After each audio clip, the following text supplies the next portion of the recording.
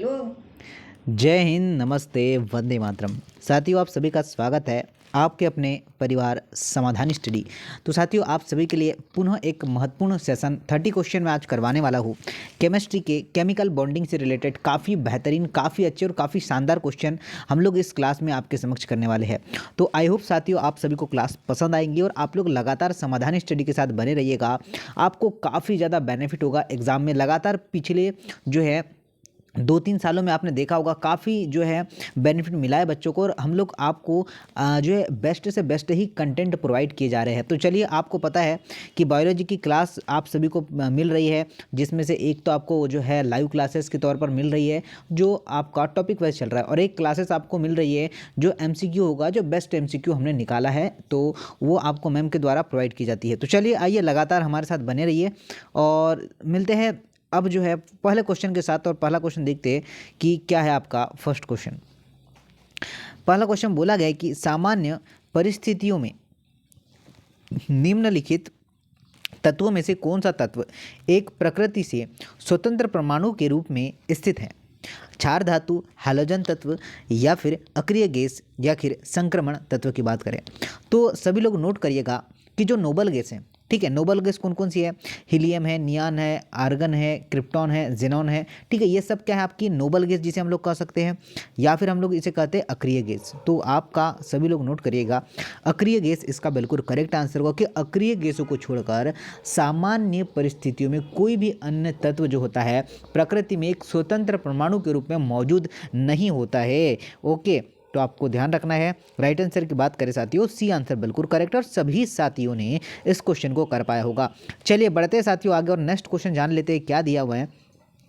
Next question note करने का बोला गया है कि एक साथ स्थित परमाणुओं का एक समूह जैसे एक प्रजाति लक्ष्य आपका लाक्षणिक गुण को रहती है तो क्या कहलाती है? अणु है, तत्व है, पदार्थ है, या फिर मिश्रण है? तो जब दो या दो से अधिक परमाणु, दो या फिर दो से अधिक, दो या दो से अधिक परमाणु संयोजित होते हैं तो उसे हम लोग अणु कहते हैं। ओके, तो नोट करिएगा साथियों, अणु होगा, एटम होगा, मॉलिक्यूल, एटम, ये सब कुछ करेंगे। थोड़ा पेशेंस रखिएगा, सारी चीज़ें मैं करवाऊंगा आप लोगों को। आगे बढ़ते हैं, नेक्स्ट क्वेश्चन देखिएगा कि संयोजकता के विभिन्न सिद्धांतों का क्रमिक विकास और रासायनिक बंध की प्रकृति की व्याख्या के विस्तार से संबंधित है। परमाणु की संरचना, तत्वों का इलेक्ट्रॉनिक विन्यास, आवर्त सारणी, या उपयुक्त सभी होगा साथियों।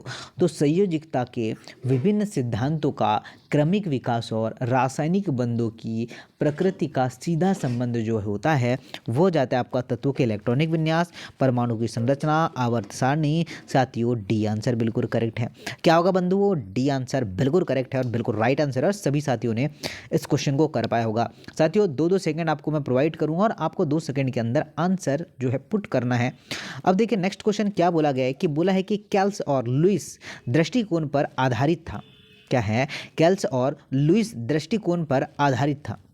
तत्वों की प्रकृति, तत्वों की प्रतिक्रिया, अक्रिय गैसों की निष्क्रियता, धातुओं की जो है प्रतिक्रिया, या फिर अधातुओं की निष्क्रियता। तो सभी को नोट करना है ओके कि आपका जो कौशल है, ठीक है, कौशल और लुईस की दृष्टि से जो है उत्कृष्ट गैसों, मतलब जो नोबल गैस जो अक्रिय गैस है कि क्या होती है आपका अक्रियता पर आधारित थी। तो आप लोग नोट करिएगा अक्रिय गैस की जो है निष्क्रियता, इसका बिल्कुल करेक्ट आंसर हो जाएगा। चलिएगा आगे बढ़ते हैं, नेक्स्ट क्वेश्चन नोट करते हैं। नेक्स्ट क्वेश्चन है साथियों कि लुईस को नर्नेल के संदर्भ में चित्रित किया गया है, और जो है बाहरी कोश जो कि आपका अधिकतम इलेक्ट्रॉनों की संयोजकता पर रहता है। यह संयोजकता कर सकता है 6 इलेक्ट्रॉन, 10 इलेक्ट्रॉन, 8 इलेक्ट्रॉन, या फिर 2 इलेक्ट्रॉन। तो साथियों लुईस ने एक धनात्मक आवेश, ठीक है, क्या किया था इसने, जो लुईस है इसने एक धनात्मक आवेश को क्या किया था, कॉर्नेल और बाह्य कक्ष के विषय में परमाणुओं को चित्रित किया था। समझ रहे आप लोग? तो उससे जो है कितने इलेक्ट्रॉनिक, तो आपके 8 इलेक्ट्रॉन, ठीक है, कितने संयोजी हो गए आपके 8 इलेक्ट्रॉनों का क्या हुआ था, संयोजकता पर यह जो है सही उतरा था। चलिए आगे देखते हैं साथियों। नेक्स्ट क्वेश्चन की बात करें, ध्यानपूर्वक सुनिएगा। बोला गया है कि एक इलेक्ट्रॉनिक व्यवस्था स्थिर होने के लिए कहा जाता है कि इसकी बाहरी कोश कहलाता है इलेक्ट्रॉनों का युग्म, इलेक्ट्रॉनों का त्रिक, इलेक्ट्रॉनों का अष्ट या फिर एकल इलेक्ट्रॉन। तो साथियों सभी लोग नोट करेगा कि बाह्य कक्षा में 8 इलेक्ट्रॉन स्थायी इलेक्ट्रॉन व्यवस्था प्रदर्शित करते हैं। कितने साथियों? 8 इलेक्ट्रॉन। तो आपका जो राइट आंसर हो जाएगा क्या इलेक्ट्रॉनों का अष्टक हो जाएगा क्या? तो ऑप्शन नंबर जो है सी करेक्ट होगा। क्या होगा? Option number C is the right answer. Lewis की अभी जो है धारणा है कि जब परमाणु जुड़े होते हैं तब स्थिर अष्टक प्राप्त करते हैं आयनिक बंधों से, संयोजक बंधों से, उपसंयोजक बंधों से या फिर रासायनिक बंधों से। तो परमाणु रासायनिक बंधों से जुड़कर स्थायी अष्ट प्राप्त करते हैं और यह अभिधारणा लुईस द्वारा दी गई है। तो साथियों आप लोग का जो राइट आंसर बन जाएगा क्या ऑप्शन नंबर डी बन जाएगा क्या? रासायनिक बंधों से ऑप्शन नंबर डी करेक्ट है। नेक्स्ट क्वेश्चन पर आते हैं। बोला है कि सोडियम और क्लोरीन के मध्य बंध निर्माण के विषय में इलेक्ट्रॉनों का स्थानांतरण होता है। सोडियम से क्लोरीन या फिर क्लोरीन से सोडियम, विकल्प ए या बी दोनों ही, या फिर इनमें से कोई भी नहीं। तो जो आपका राइट आंसर बनेगा कि बंध निर्माण के संबंध में सोडियम और क्लोरीन के मध्य इलेक्ट्रॉनों का स्थानांतरण सोडियम और क्लोरीन। ओके, तो आपका जो राइट आंसर बन जाएगा, नोट करिएगा, सोडियम और क्लोरीन ही आपका करेक्ट आंसर बन जाएगा। साथियों आगे बढ़ते हैं। नेक्स्ट क्वेश्चन की बात करें, देखिए ध्यान से क्या बोला गया। एक परमाणु के निर्माण में केवल बाहरी कोश आउटर सेल्स के इलेक्ट्रॉन रासायनिक संयोजन में भाग लेता है और इन्हें कहा जाता है संयोजक इलेक्ट्रॉन, आंतरिक इलेक्ट्रॉनों के रूप में, अक्रिय इलेक्ट्रॉनों के रूप में या फिर क्रियाशील इलेक्ट्रॉनों के रूप में। तो चलिए आंसर करिए कि बाह्य कोश को संयोजी कोश के रूप में जाना जाता है और इसके इलेक्ट्रॉनों की संयोजिक इलेक्ट्रॉन भी कहा जाता है। ऑप्शन नंबर ए इसका करेक्ट आंसर हो जाएगा। क्या होगा? Option number A is the right answer. Next question की बात करें साथियों, तत्व की समूह संयोजकता सामान्यतः बराबर होती है। लुईस प्रतीक में बिंदुओं की संख्या के -8 बिंदुओं की संख्या के संयोजक इलेक्ट्रॉनों के या फिर आपका उपरोक्त में से जो है कोई भी संभव नहीं है। तो आपका जो राइट आंसर बनेगा ऑप्शन नंबर डी ही बनेगा कि उपरोक्त में से कोई भी संभव नहीं है। ये आपका राइट आंसर होगा ऑप्शन नंबर डी। आते साथियों आगे, वह आकर्षण बल जो धनात्मक ऋणात्मक आयन स्थिर रहता है कहलाता है सहसंयोजकता आकर्षण या फिर आपका होगा वॉन्डर वॉल्स आकर्षण, इलेक्ट्रॉन बंद आकर्षण या फिर स्थिर विद्युत आकर्षण। क्या आंसर होगा? तो देखिएगा,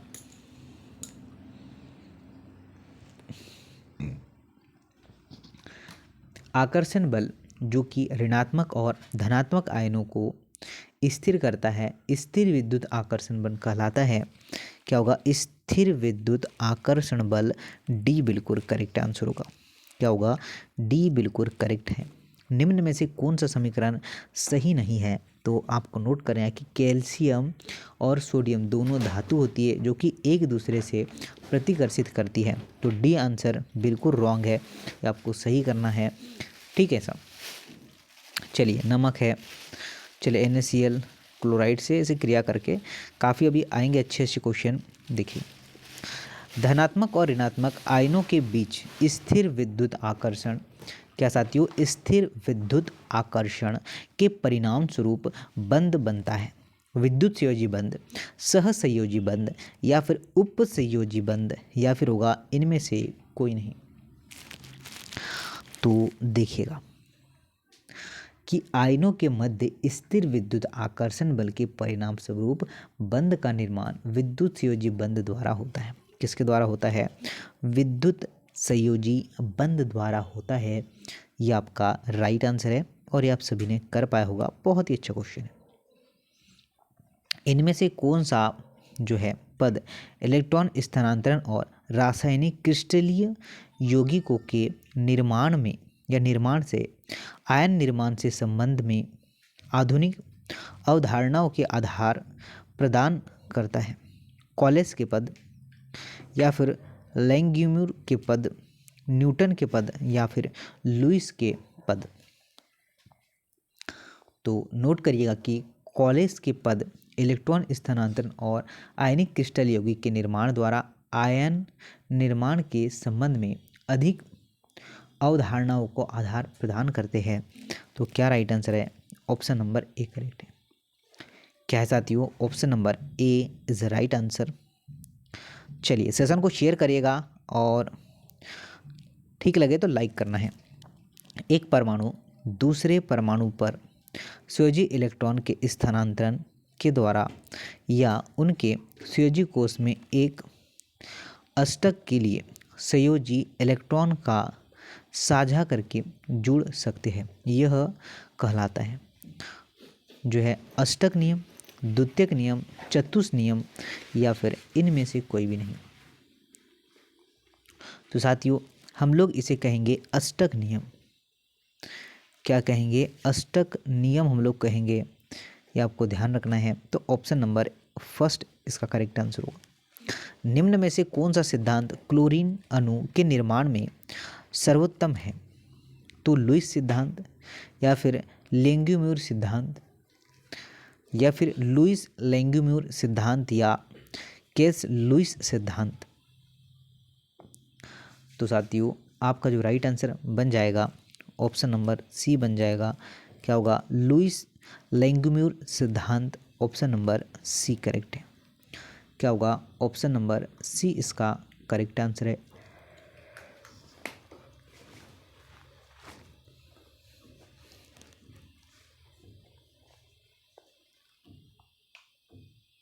देखिए नेक्स्ट वीडियो है कि नेक्स्ट क्वेश्चन है कि सहसंयोजक यौगिकों के लुईस बिंदु संरचना के लिए महत्वपूर्ण स्थिति है।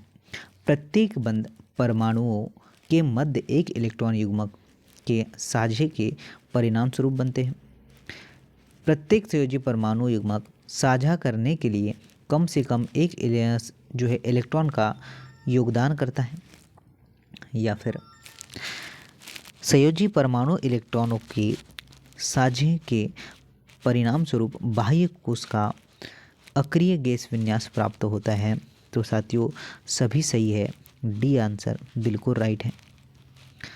जब दो परमाणु एक इलेक्ट्रॉन युग्मक का साझा करते हैं तो वे मिलकर जो है कहलाते हैं एकल संयोजक बंध, द्विक संयोजक बंध, त्रिक संयोजक बंध या फिर इनमें से कोई नहीं। तो साथियों सभी लोग नोट करें कि जब दो परमाणु एक इलेक्ट्रॉन युग्मक का संयोजन बनाते हैं तो वे एकल संयोजक बंध कहलाते हैं। क्या होगा? राइट आंसर ऑप्शन नंबर जो है ए होगा। ये नोट कर लेना है, ठीक है ना। क्या होगा? एकल संयोजक बंध। ऑप्शन नंबर ए करेक्ट है। नेक्स्ट क्वेश्चन पर आते हैं। लुईस और कौशल के अनुसार निम्नलिखित अणुओं से कौन सा केंद्रीय परमाणु का पूर्ण अष्टक है? तो बात करें पूर्ण अष्टक की लुईस और कौशल के अनुसार तो नोट करिएगा कार्बन डाइऑक्साइड CO2 इसका बिल्कुल सही आंसर है, ठीक है। सी ये इस तरीके से इसका बॉन्डिंग बनेगा, जरा ध्यानपूर्वक देखिएगा। इस तरीके से इसका बॉन्डिंग बनेगा, ठीक है साथियों। इस तरीके से ऐसा बॉन्डिंग बनेगा इसका। चलिए आगे देखिए।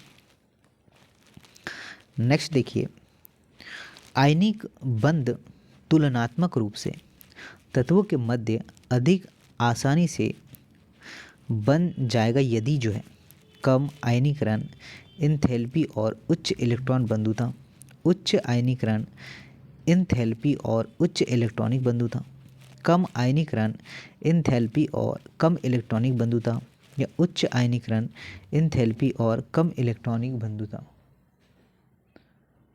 तो ध्यान दीजिएगा, आयनिक बंध निम्न आयनिक एंथैल्पी तथा जो है अपेक्षाकृत उच्च ऋणात्मक इलेक्ट्रॉन जो है एंथैल्पी गेन वाले तत्वों के बीच में ही क्या होती है, सरलता से बनते हैं। तो जो आपका राइट आंसर है ऑप्शन नंबर ए हो जाएगा, कम आयनीकरण एंथैल्पी और उच्च इलेक्ट्रॉनिक बंधुता। नेक्स्ट देखिएगा, क्रिस्टलीय अवस्था में आयनिक यौगिकों में आपका धनायनों और ऋणायनों की जो है अनुक्रमित त्रिविमीय व्यवस्था सम्मिलित होती है। ये एक साथ बंधे होते हैं कौलंबिक पारस्परिक ऊर्जा द्वारा, इलेक्ट्रॉन मुक्त ऊर्जा द्वारा, आयनीकरण ऊर्जा के द्वारा, या उपरोक्त में से कोई नहीं। तो साथियों नोट करिएगा कि आयनिक यौगिकों में धनायन और ऋणायन आपका कौलंबिक पारिस्थितिकी ऊर्जा द्वारा परस्पर जुड़े होते हैं। ठीक है, तो ऑप्शन नंबर ए करेक्ट है। क्या होगा, राइट आंसर बन जाएगा साथियों ऑप्शन नंबर ए। ये सभी को नोट करके रखना है। 1 मोल ठोस सोडियम क्लोराइड को निश्चित दूरी पर 1 मोल सोडियम आयन और 1 मोल क्लोरीन आयन में अलग करने के लिए 788 किलो जूल ऊर्जा की आवश्यकता होती है। इसका अर्थ क्या है, डायरेक्टली इसका अर्थ पूछा है। तो साथियों इसके अर्थ की बात करें, सोडियम क्लोराइड के लिए जालक ऊर्जा 788 किलो जूल प्रति मोल है। सी आंसर बिल्कुल सही है, ये आपको नोट करना है। आगे बढ़े क्या, नेक्स्ट क्वेश्चन देखिएगा साथियों। सेशन को शेयर करिएगा अपने दोस्तों के साथ, अपने साथियों के साथ, ताकि सभी लोग जो है इसका बेनिफिट उठा सके, क्योंकि केमिस्ट्री जो है बेसिक से ही हम लोग करवा रहे हैं आप लोगों को। देखिए, जालक ऊर्जा की सीधी तरह से गणना करना संभव नहीं है। आकर्षण बल से, प्रतिकर्षण बल से, विकल्प ए और बी दोनों से ही, या इनमें से कोई भी नहीं। तो ठोस क्रिस्टल आपका त्रिविमिक होती है, अतः केवल आकर्षण और प्रतिकर्षण बलों को अन्योन्य क्रिया से ही क्या होती है, जालक ऊर्जा परिकल्पना करना संभव नहीं होता है। ठीक है, तो आपका जो राइट आंसर बन जाएगा सी इज़ द राइट आंसर, आकर्षण बल से और प्रतिकर्षण बल से। ए और बी बोथ इसका बिल्कुल करेक्ट आंसर है। ओजोन अणु में ओ जो है ओ बंद लंबाई का प्रेक्षण है कितना है साथियों, बताइए जरा। तो नोट करिएगा, ये बन जाएगा 128 pm। Okay, option number C है। नेक्स्ट क्वेश्चन है कि ओजोन परमाणु में ओ के सामान्य बंध लंबाई से विचलन प्रतीत होता है, जैसे कि एकल बंध की लंबाई बढ़ती है जब द्विबंध की लंबाई घटती है, एकल बंध की लंबाई घटती है जब द्विबंध की लंबाई बढ़ जाती है। ठीक है, तो सभी लोग देखिए क्या आंसर करेंगे। तो एकल जो है बंध की लंबाई घट जाती है और द्विबंध की लंबाई बढ़ जाती है, ये इसका करेक्ट आंसर है। अनुनाद के अनुसार ओजोन अणु में सामान्य बंध लंबाई से एकल बंध की लंबाई घट जाती है। ये आपको सभी नोट करना साथियों, बहुत ही बढ़िया क्वेश्चन है, शानदार क्वेश्चन है, बेहतरीन सा क्वेश्चन है। जब किसी अणु को केवल एक लुईस संरचना द्वारा निरूपित नहीं किया जा सके तो समान ऊर्जा नाभिकों की समान स्थिति तथा समान आबंधित एवं अनाबंधी इलेक्ट्रॉन युग्मों को वाली अनेक संरचना विहित संरचनाओं के रूप में लिखी जाती है। यह अवधारणा कहलाती है अनुनाद, संकरण, प्रेरणिक अभाव, या इनमें से कोई नहीं। तो साथियों आपका अनुनाद कहलाएगा। क्या होगा? अनुनाद इज द राइट आंसर। अनुनाद अगर आपने लगाया है बिल्कुल सही है। आणविक संरचना जो कि आपका आध्यात्मिक शुद्धता संरचना दर्शाती है, क्या कहलाती है? अनुनाद संकरण, या फिर आपका केनोलिक संरचना, अनुनादी संरचना, या इनमें से कोई नहीं। तो साथियों आपका जो राइट आंसर बनेगा अनुनाद संकरण। ठीक है, ये इसका करेक्ट आंसर है। निम्न में से कौन सा अनुनाद दर्शाता है? निम्नलिखित में से कौन जो है अनुनाद दर्शाता है? तो जो आपका O3 ओजोन भी, CO2 ये भी, ठीक है, CO3 CO2 और CO2 ये भी, मतलब उपयुक्त सभी आपका राइट आंसर है साथियों। नेक्स्ट देखिए क्या है? अनुनाद अणु को स्थायित्व प्रदान करता है और अनुनाद संकरण की ऊर्जा होती है एकल विहित संरचना की तुलना में अधिक, एकल विहित संरचना की तुलना से कम, एकल विहित संरचना की ऊर्जा स्थिर ऊर्जा या उपरोक्त में से कोई भी नहीं। तो साथियों नोट डाउन करना है कि अनुनाद संकरण की ऊर्जा किसी भी एकल विहित संरचना की ऊर्जा से कम होती है। ऑप्शन नंबर बी आपका करेक्ट है कि एकल विहित संरचना की तुलना से कम होती है। बी आंसर बिल्कुल करेक्ट होगा। जब संयोजक बंध दो समान परमाणुओं के मध्य होते हैं तो इलेक्ट्रॉनों का संजित युग्मक दो परमाणुओं द्वारा समान ऊर्जा से आकर्षित होता है। परिणाम स्वरूप इलेक्ट्रॉन युग्मक दो समान नाभिकों के बीच में स्थित होते हैं और इस प्रकार निर्मित बंध कौन सा होता है? तो साथियों एक आपके लिए होमवर्क रहेगा और इसका आंसर आपको कमेंट्स बॉक्स में बताना है। तो साथियों हम आपके साथ लगातार बने हुए हैं और समाधान स्टडी साथ आपके साथ हर समय बना रहेगा। तो आप लोग जो चैनल को सब्सक्राइब कर लीजिएगा और लगातार जो है क्लासेस में बने रहिएगा। चलिए जय हिंद, वंदे मातरम। मिलते हैं नेक्स्ट क्लास में।